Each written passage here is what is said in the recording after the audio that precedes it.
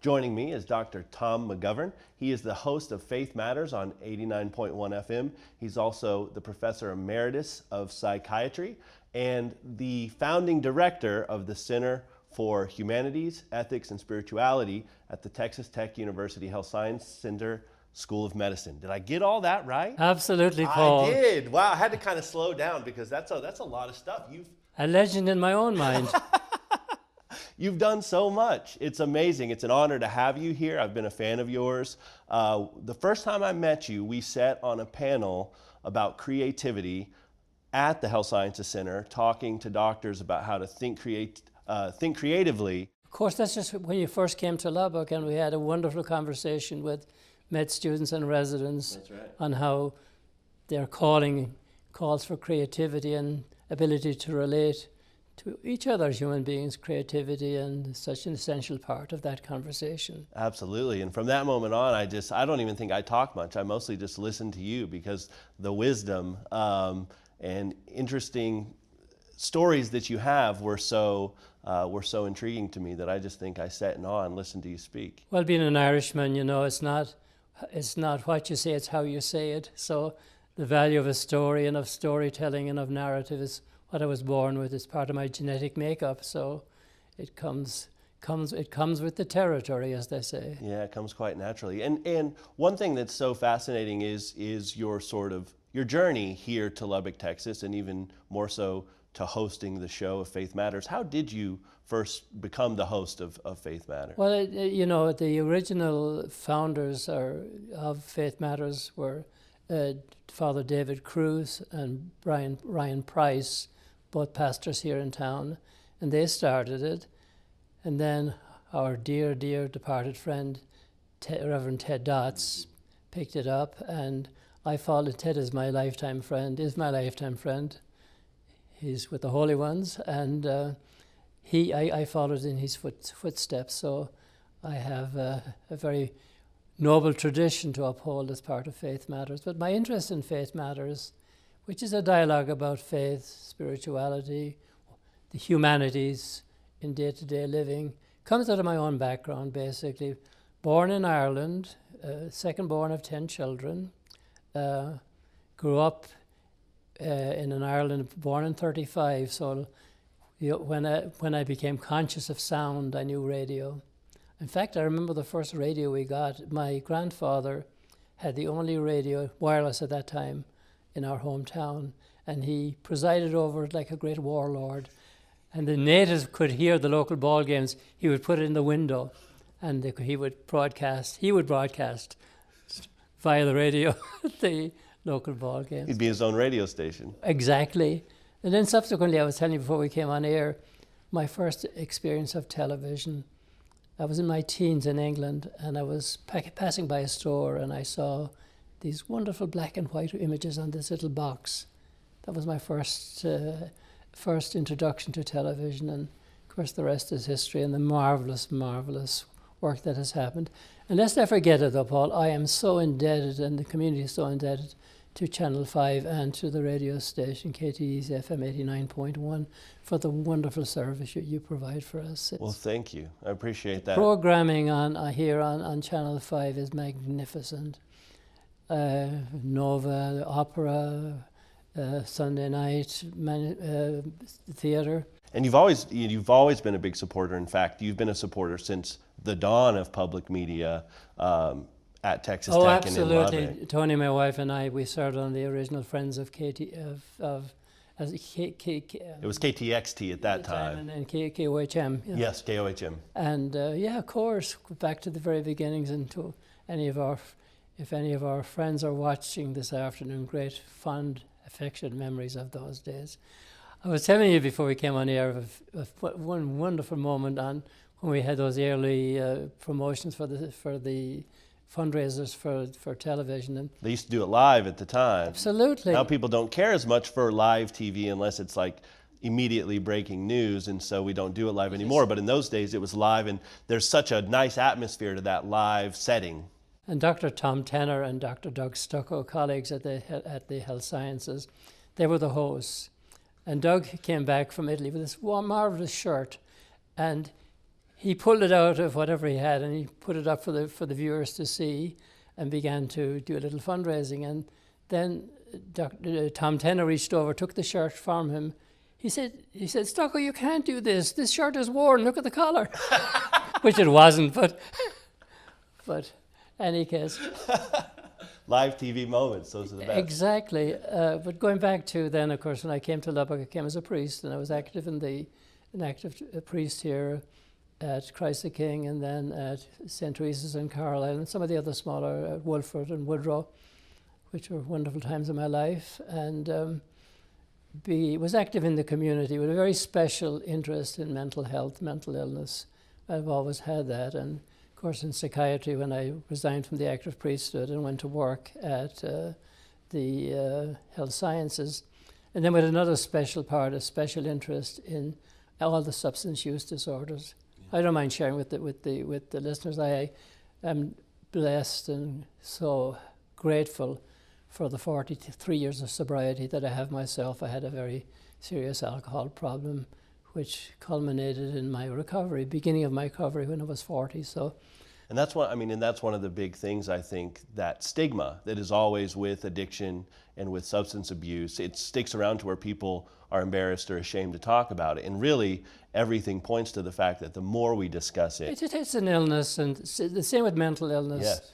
We need to come out of the shadows and be able to reach out to people. They are treatable conditions. They're illnesses that affect individuals, but they equally affect families. So if there's, we have wonderful facilities and wonderful 12-step groups and the like that are available in our community. And that's been my story in Lubbock, early involvement with the church, went to the seminary at 17. And that piece of your story always has fascinated me. I don't know many priests, and so resigning from being a priest, what is that process like? I'm just fascinated by that, because when we think of priests, we think of them. Yeah, being unmarried. Well, when I was in my 40s, I decided to make a decision to leave the active priesthood and to pursue another life, and then met Tony, and Tony and I were married, and we've been married this year 40 years, blessed with a wonderful daughter, Alexia, and then 3 wonderful grandchildren, and Miguel, Lexi's wife's husband. So it's been a journey. But you've lived several lifetimes. I have really, and all through it all, though, I've been. What impresses me as I look back over my life, I'll be 84, God willing, in June. A deep sense of gratitude to God for the opportunities and the avenues He has provided for me and for those close to me. I'm an educator, I'm a teacher at heart, and I delight in teaching, whatever setting I find myself. Storytelling. Yeah, and one part of that story, one big part, is that they're celebrating 50 years at UMC in the Health Sciences Center this year, and we are so proud of that. We'll have a book to celebrate it, which will be available in come June. And thanks to Dr. Richard Nolan and Margaret Vugren, together we are co-editors of this special book that celebrates the history of the health sciences. But you see, the going back to Faith Matters. For those who know me by voice and not by face, well, you have a face to go with what happens on KTTZ-FM 89.1 at 5 o'clock every Sunday afternoon. But that's been a delightful place to interview and talk to people from various walks of life and hear their stories and hear their contributions to the wellness and the goodness of humankind. And it's such an interesting role for you to end up in when we think about your journey, but then there's so many connecting tissues that make sense that you're there. We've talked about the fact you're a storyteller. Yeah. The story you've basically saw the dawn of television and those types of things, of storytelling. And interviewing, while it's not directly storytelling, there's an aspect that I feel like some of the best storytellers make fantastic interviewers because they know the right questions to ask, because they know what makes good story. See, we are our stories, Paul. I think that we are, you and I and everybody, our viewers this Thursday evening, we are our stories, and the more we respect our own stories and get a chance to tell our stories, You see, one of the great fears I have of the new technologies is that it is becoming almost, people are sharing a lot on Facebook and Twitter and the other. Wonderful, they're wonderful in their own way, but people are not telling their own stories. They don't have a place to tell their own stories. For instance, in Ireland, when I grew up, before there was television and before there was radio, people would gather in the evenings in various houses and they would tell stories of their own life. They would trace their own ancestors. I love the program, by the way, that you have on tracing ancestry, Yes, on Finding Your Roots. Finding Your Roots, yeah. But I think that's part of the wonder of storytelling, which fits into the people I try to interview for Faith Matters. Is I have a particular love for this community. I love Lubbock. It's a great community. We are great people here. And by the way, the other evening when you had that piece on the Dust Bowl years and the stories of Dalhart and Spearman north of here, gripping, wonderful. We're gritty. It's pioneer. I mean, it's pioneers. It's frontier. A lot of that mentality was wrought through hard times and hardships, and you still see that in the people. You see, someone says, people we celebrated with we'll remember, but we will never forget the people we cried with. And not that life is all tragedy and all of hardship and suffering, but there's a great amount of it. And when we have compassion, if it comes across in whatever we do, I think that's essentially part of the human fabric as far as I'm concerned. And that's what I try to capture in the Faith Matters and other parts of my life too. Well, I mean, that's a central tenet of your belief system and of what you've tried to carry in your career. And that's something that we saw you and Ted both take into medicine. What is we think of medicine as this very compassionate, obviously, and empathetic thing, but sometimes there's this need also to dive deeper into the understanding. Well, ultimately it's a wonderful science, and thank goodness for it, because early on in my life I had both my lungs operated on, very way back when, and I'm alive and healthy, very healthy, thanks to medicine and down through the years. And thank goodness, and I can say thank God for the science. But then as the science has put into practice in nursing, medicine, all the wonderful health professions, counselors like I am, we've got to take the science, we've got to humanize it and give the person good science and good health and good care and competent, effective care at the same time. Try the best we can with the time we have to relate to them as people, and that's where the art comes in, the compassion, listening to the story. You're not a cancer patient, you're a person who has cancer. There are no schizophrenics. There are people who suffer from schizophrenia. It bothers me when it's kind of shorthand in a way to describe somebody, but what we try to see is that enshrined in every illness is a story of a person who's experiencing that illness. And if we can have that compassion for each other, we're not just in the practice of medicine or of healthcare, but in all of our undertakings, I think that's where the love of God becomes real, is when we care. And in all the wonderful religions that I'm familiar with and wonderful faith communities, they all espouse at their depths compassion, relationship, caring for each other, with a sense of tolerance and compassion and understanding. On the show, Faith Matters, is there an interview that stands out to you in particular that you really enjoyed? Or I'm sure all of them have been great. The ones I've heard, mostly all of them have been wonderful. But is there one that sticks out to you that means something personally to you, someone you've talked to, that you really, you carry that with you still? Oh, I carry a lot of them, the people who have shared the work that they've done without getting into names, the people in town that do the outreach to the homeless. I can't remember his name offhand, but there's a wonderful outreach. I think you interviewed the same person here on this show. That's where I got him actually. From Open Door, the executive director of Open Door. Chad, I can't think of his last name, but Channing is Channing, I think is his last name, but Chad. And then there's another program that we did on. He was a professor. He's at Yale, and I heard him actually being interviewed on Channel 5, And his thesis, the name of his book, and again I'm blocking on his name, but I remember the book. It's the American Covenant, a history of civil religion from the Puritans to the present.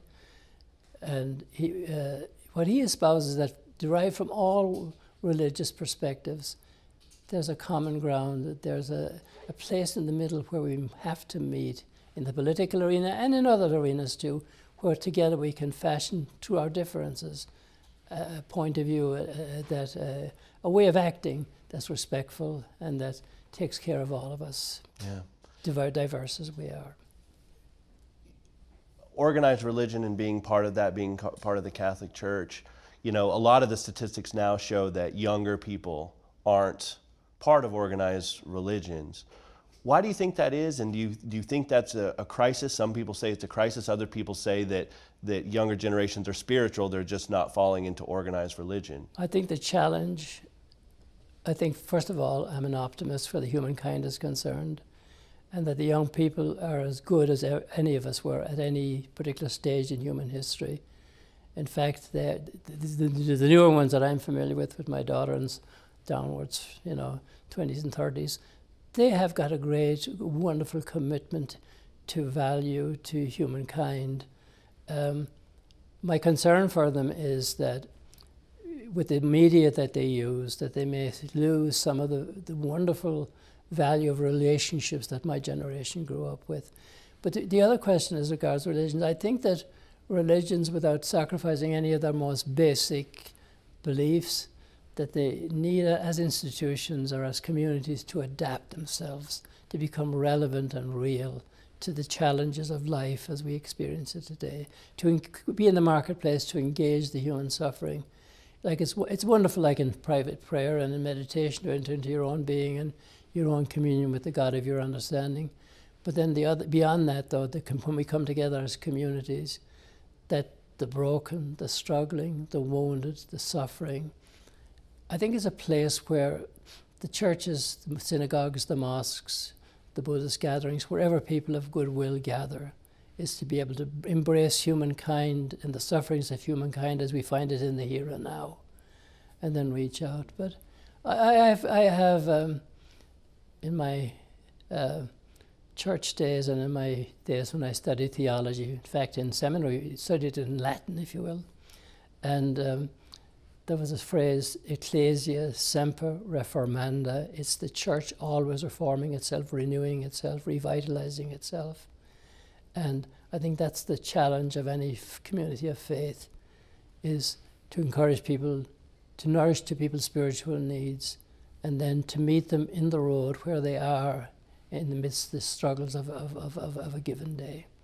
And that's what I try to capture too in Faith Matters, is from all the religious, spiritual, human service perspectives, to try and capture that. And thanks to the Covenant Health System and to Hospice of Lubbock for sponsoring it. One of the other things that I'm really happy about is I'm one of the founders of Hospice in Lubbock, and which fits very well with what I was just being saying, is that care throughout lifetime, but special care at the end of life. And I think that's one thing that, we were talking about these stigmas and things that we just don't talk about as humans. Death, something we all experience, is something nobody ever wants to talk about. Tonight is one of the nights my memory is not working it's really well, but there's a French, I think, just to be a little effete, who said, not that French is effete, but that the beginning of living is the acceptance of death. And I really believe that there's a finiteness to all of us. We don't live in the shadow of death, but we celebrate our life as finite. And whatever we can do, whatever good we can do, let's not put it off. Yeah. It's to do it in the now, do it in the day, and absolutely. And it turns into these sort of cliched Hallmark card sentiments of treat every day like it's your last, and these types of sentiments. But there's something. No, if I'm a storyteller, for heaven's sake, like we began with, Paul, is that there's a continuity. There's where we were, where we are, where we might be going. And it's, you and I, this day, I live it out the best I can, but not as though it was my last. That's a little too dramatic for me. I'm 84, maybe, I don't know how many years I have got left, but I have things to do, and as Frost promises to keep and miles to go before I sleep.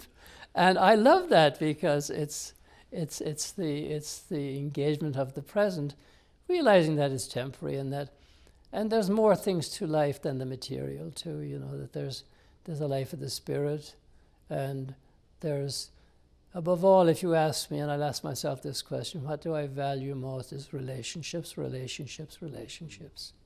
And anything that enhances relationships at home, between individuals, at work, wherever we come in contact with people, relationships and community. That's my love for community, and especially for this wonderful community, and to encourage the community to be supportive of this wonderful station that's making this broadcast possible this evening, and then the radio station, because between the two of you, you give such a marvelous gift to this community, and enhances the quality of life for everyone, really. Well, thank you so much. I think one of the things we try to do is tell stories, but tell the stories of the people who live here, because it's so important. I think you think about public media, and the only difference between just watching all of the national PBS shows and watching a local PBS station is the local content that we make. This show, the other shows that we do. And so it's so important They're and vital. Because, they look, and one of the challenges too, as I see it, Paul, is that when we wrote histories in the old days, I'm a historian, I have a degree in history from Tech. Again, my eternal gratitude to Tech. Alma mater is and that's kind mother, loving mother. And I've been nurtured by this institution, which we're part of here. And it's been such an essential and wonderful part of my life and all the people associated with it. But it's the as we try to write a history, in the old days you could go to documents, you could go to papers, letters. In the era of emails and the others, they won't last. I'm sure they're archived somewhere. But that's why I'm coming more and more back to oral history. That, in fact, at Health Sciences, I'm trying to do a series with the people who are still around, like myself, and the newer ones, and to put our stories on tape. I love what the Southwest Collection does here, and the Vietnam. There's a great devotion, commitment, and there's several other ones I can't recall all of them, but again, the commitment of the Tech community to this type of memory keeping, I think, is absolutely essential. Absolutely. One thing you talked about, we're running out of time here, but one thing you talked about was renewal, and religions, organized religion, the church, always looking for renewal and working towards that as a goal.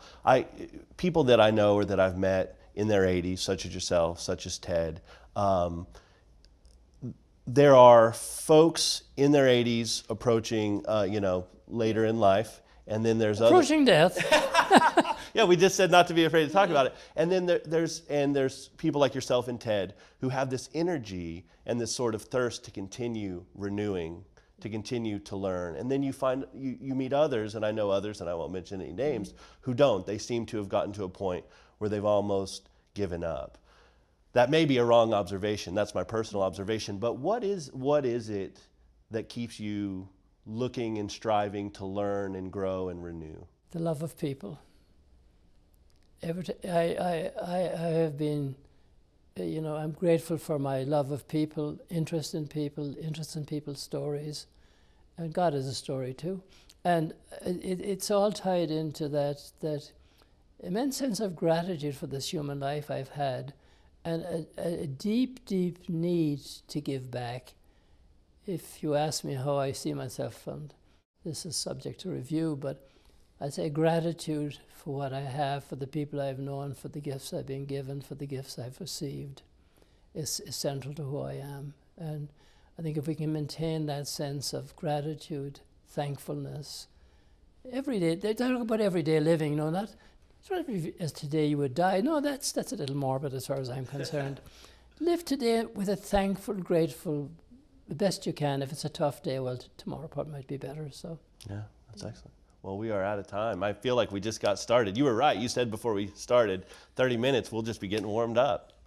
Paul, it's a delight to be with you. And again, thank you for who you are, the wonderful life you've brought to the station with your genius and with your energy, and to all have gone before us who have made this possible for us. That's right. Thank you so much. Thank you. For more from the show, go to kttz.org.